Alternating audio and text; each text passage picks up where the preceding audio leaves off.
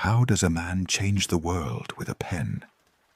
How does a writer make kings tremble and shake the church? In the 18th century, there was a man in Europe.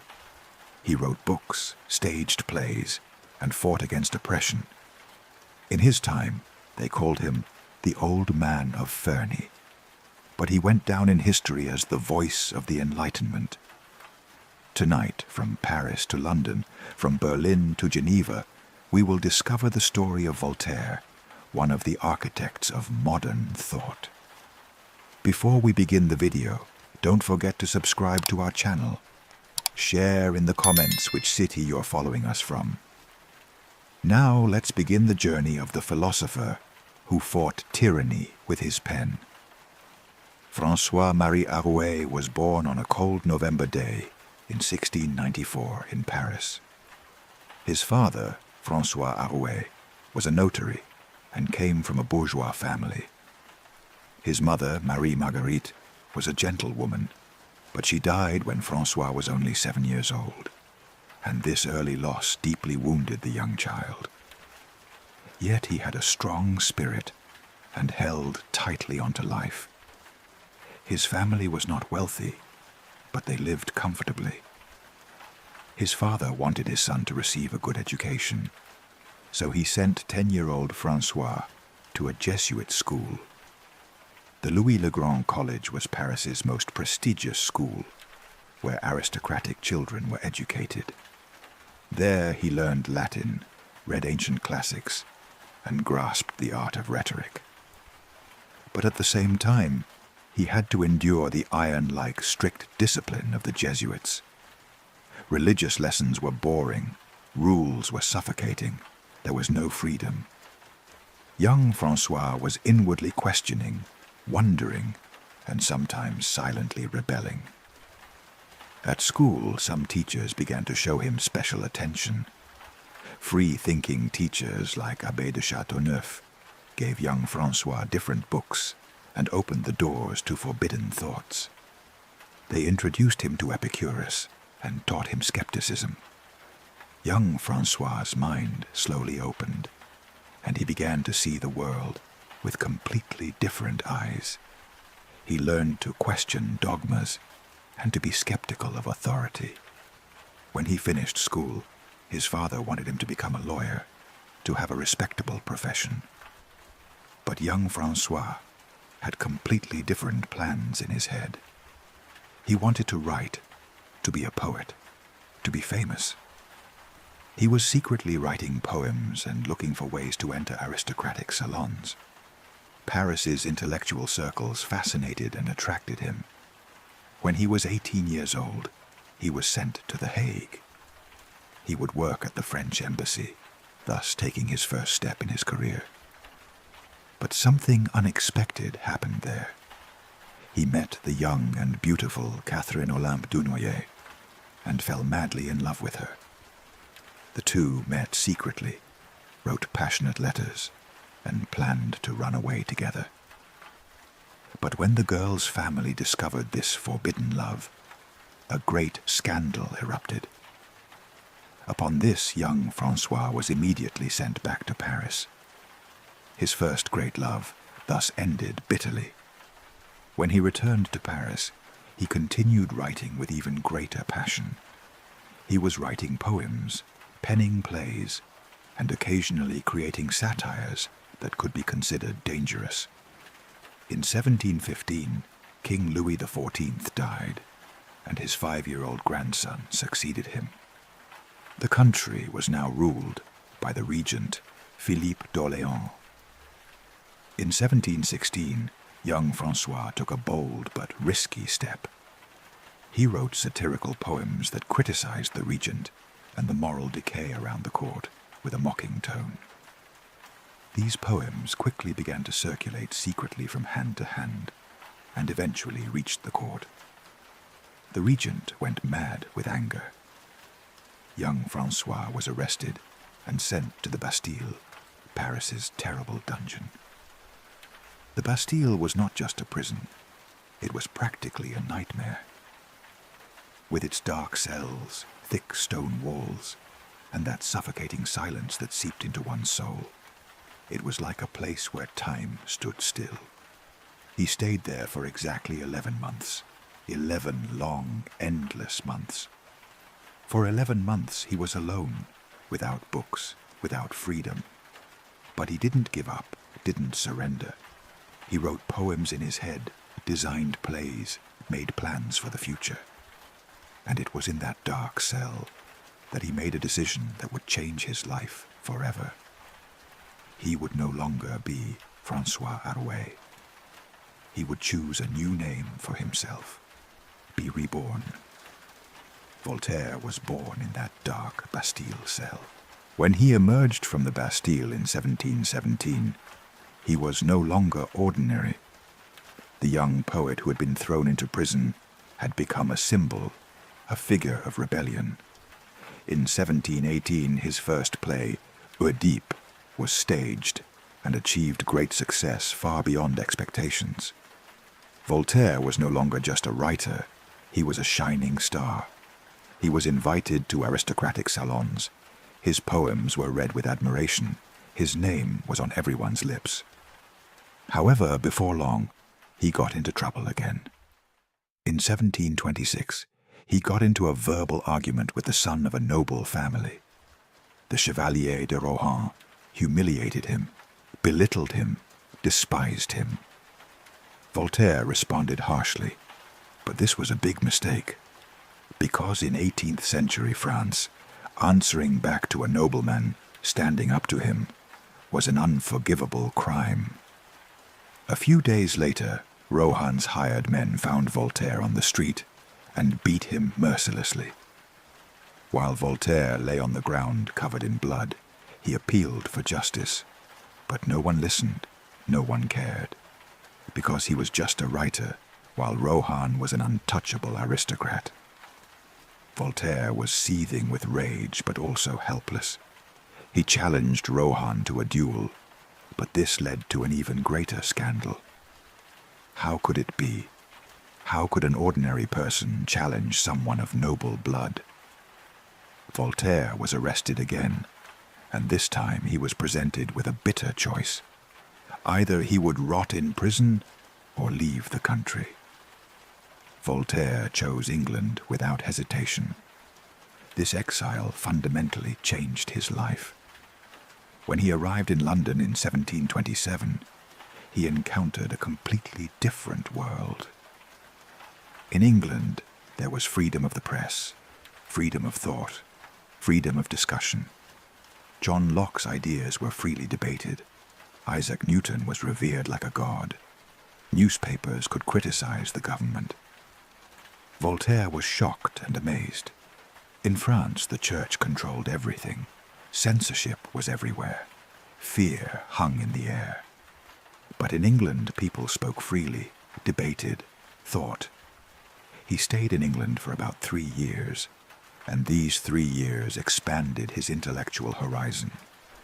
He learned English, read Shakespeare, studied Newton in depth, analyzed Locke. And from these experiences, Lettres philosophiques, or philosophical letters, was born. This book praised the English system, and indirectly, but sharply tore apart the French system. It talked about religious tolerance, freedom of the press, the virtues of the parliamentary system. He returned to France in 1729 and published his book in 1734. However, the book was not the kind that would please the church. On the contrary, it had the effect of a bomb. The church foamed with anger. The Parlement courts immediately banned the book. Copies were thrown into fires in the squares.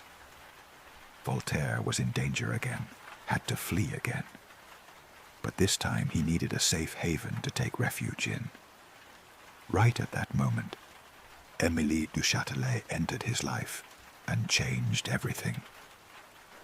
Émilie was an aristocratic woman. She possessed captivating beauty, sharp intelligence, and a strong character. She was married, but since her husband was busy with military duties, this marriage existed only on paper. When she met Voltaire in 1733, they fell passionately in love with each other. But the bond between them was not merely physical attraction. It was also a deep intellectual partnership. Emily knew mathematics and physics well, could read Latin, and could debate with Voltaire on equal terms in philosophy. Together they translated Newton's Principia into French, conducted experiments in their laboratory, and exchanged ideas throughout the nights. They later settled in Émilie's magnificent chateau in Cirey, and lived there for exactly 16 years. In the mornings they wrote, in the afternoons they engaged in intense discussions, and in the evenings they did theatre together. Voltaire spent the most productive period of his life in this chateau. He wrote countless plays, penned comprehensive history books, produced scientific articles, and perhaps most importantly, he began to think there, to question and to shape his anti-establishment ideas. Unfortunately, in 1749, a tragic event occurred, and Émilie du Châtelet lost her life. At that time, she was pregnant with another man's child, and during childbirth, both the baby and the mother lost their lives. This news was devastating for Voltaire. His world practically collapsed on him. He had lost the love of his life, his intellectual partner, his soulmate. The years he spent with her suddenly turned into a painful memory. Cirey was no longer a place of peace for Voltaire, but an unbearable hell. After a while, an unexpected invitation came. King Frederick II of Prussia was calling him to Berlin. Frederick was a passionate admirer of Voltaire. He had read his books, memorized them, written letters for years. The king saw himself as an enlightened ruler and wanted Voltaire in his court. Voltaire wanted to escape his pain and went to Berlin in 1750 to return to life. The first days were like a dream, magnificent. Frederick was hosting him in the splendid Sanssouci Palace, listening to his poems with admiration, asking about his ideas with curiosity. Voltaire was happy, and perhaps he had found his utopia. Perhaps he could work with an enlightened despot. Perhaps reforms could be made. Perhaps the world could be changed. Unfortunately, the good times ended very quickly and bitterly. Frederick was a king, and Voltaire was just a writer, a source of entertainment. Frederick wanted him for amusement, not as a real advisor. Voltaire felt belittled, and his dignity was hurt. Moreover, Frederick was in the middle of the 7 Years' War, constantly waging wars, expanding his armies. This was completely contrary to Voltaire's peaceful ideals. 3 years later, their relationship completely broke down and exploded. Voltaire wanted to leave, but Frederick didn't let him go easily. He wanted revenge. He detained him in Frankfurt for a while, harassed him, humiliated him. Finally, in 1753, Voltaire managed to escape and got away. But now he could neither return safely to France, nor go comfortably anywhere else. He was Europe's exile. For a while he drifted around various places, seeking shelter. Then, in 1758, he bought property in Ferney near Geneva and decided to settle there. The village of Ferney became his final home. He was 64 years old, tired, disillusioned. But his struggle was not over yet. His final act had not yet closed. In Ferney, he established a small but free kingdom for himself. He bought lands, gave work to peasants, established watch and silk factories, revitalized the economy. He provided refuge to those fleeing the church's tyranny. He did theater, hosted guests. But most importantly, he continued to write, and during this period, he penned his sharpest, most effective works. Candide, was published in 1759 and practically turned everything upside down. This short but shocking novel fundamentally affected the intellectual world of the period. The protagonist, Candide, was an innocent and well-meaning young man. His teacher, Pangloss, had instilled in him the idea that everything happens for the best in the best of all possible worlds. However, what happened to Candide shattered this thought to pieces. He witnessed the horror of wars, saw the destruction in the Lisbon earthquake, lost his loved ones, was tortured.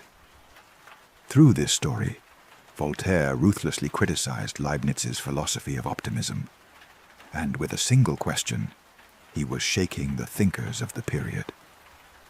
If this world is really the best world, then why is there so much pain?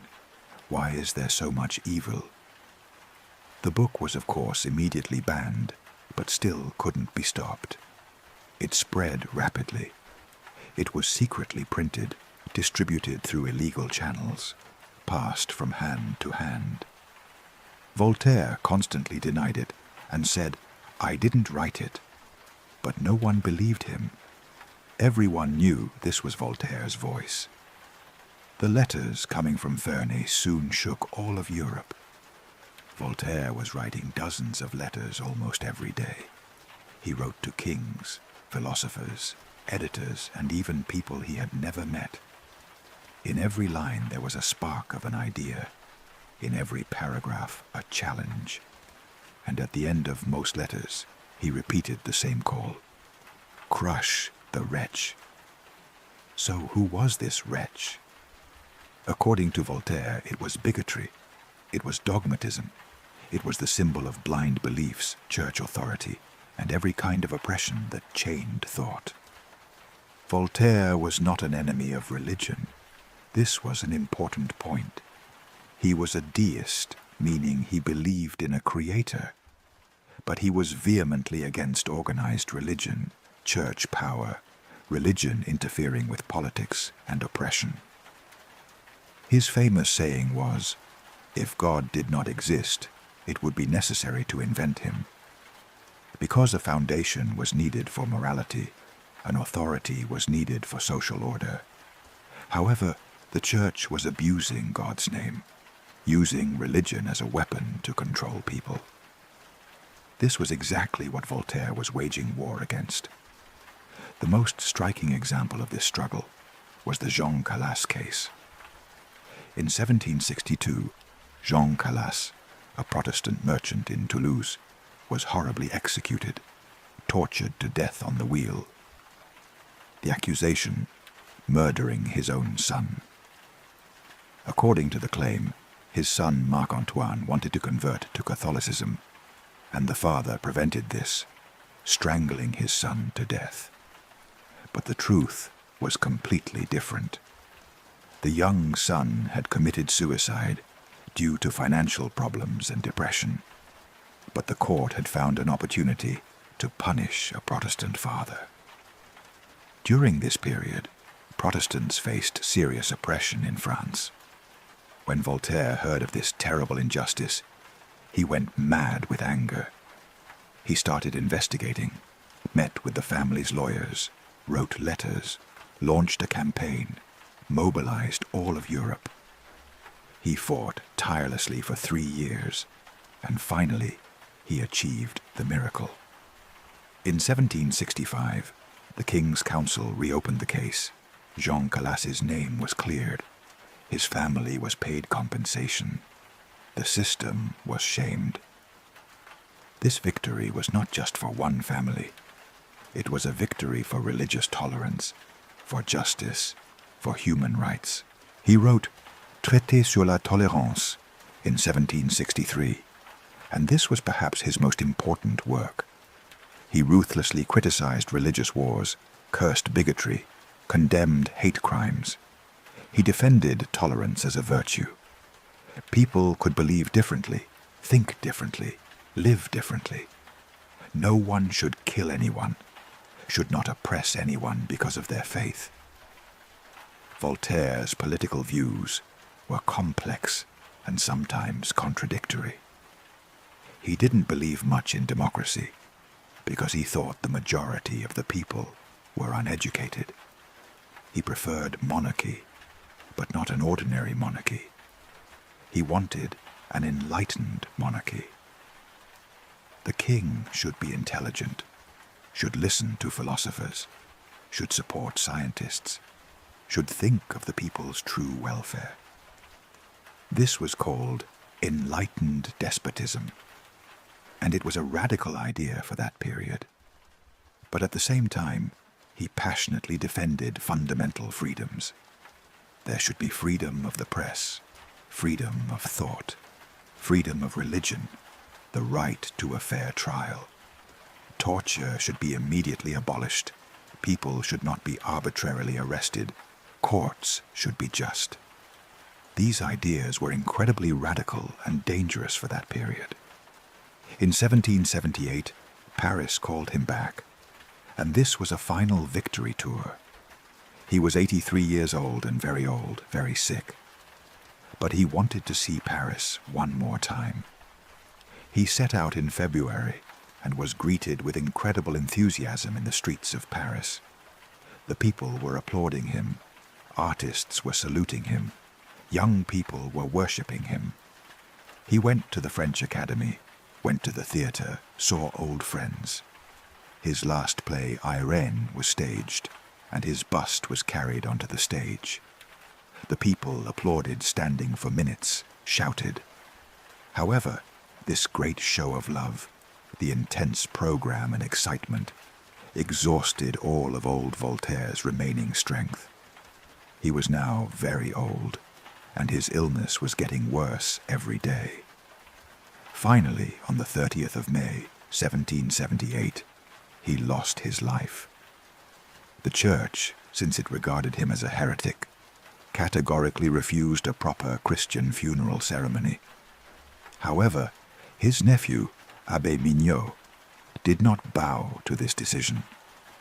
He secretly took Voltaire's body to the Céllières Abbey in Champagne and quietly laid him to rest there. 11 years later, the French Revolution erupted. Voltaire was remembered as a hero. In 1791, his body was moved to the Pantheon.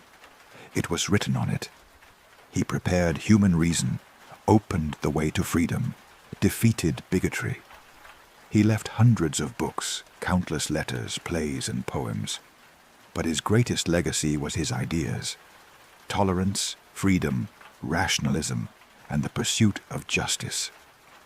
Voltaire taught us to question authority, to seek truth, and to show respect for different thoughts. That old man in Ferney died, but his ideas live on and continue to change the world. If you enjoy discovering such inspiring stories, don't forget to subscribe to our channel. Share what you think about Voltaire in the comments. In our next video, we'll tell the story of another person who left their mark on history. See you. Goodbye.